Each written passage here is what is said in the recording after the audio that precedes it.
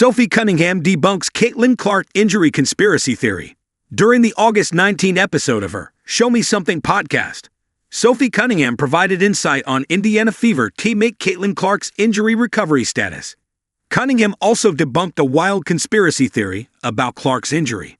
Tuesday's podcast was Cunningham's first public acknowledgement of her brutal MRI results, which revealed a season-ending MCL tear. The team would officially confirm the unfortunate news later in the day. Podcast co-host Wes Wilson was heartbroken by Cunningham's devastating injury news. After they discussed Cunningham's injury, Wilson segged into asking Cunningham if she had any update on Clark's injury status. "Dude, I don't know. Everyone keeps asking. Everyone's like, do you know?" And I'm like, literally, she doesn't even know. It's just a day-by-day, legit type of thing. And so, yeah, she's close. But you also have to remember, she could be playing if it wasn't in the WNBA by now. But at this level, with how deep and how good people are nowadays in our league, which is the best it's ever been, you can't just be good. You have to be on top of your game. So just trying to get her back in game shape, I think, is what they're trying to do. But again, it's literally a day by day. I'm not holding out any information. I just literally don't know, Cunningham said.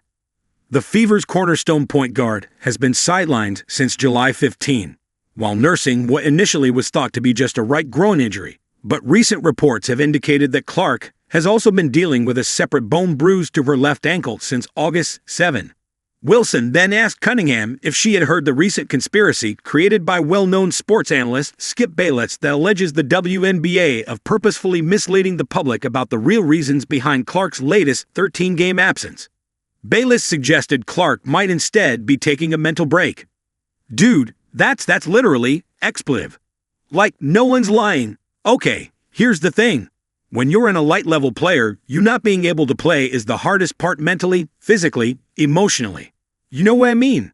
Like, it's not playing. It's when you're playing, it's part of it. You're built for that.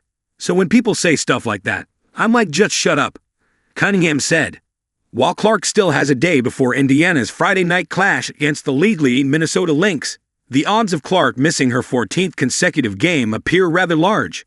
Clark still hasn't returned to practice, which has consistently been something Fever head coach Stephanie White and the organization has pointed to as a key milestone in any potential Clark return.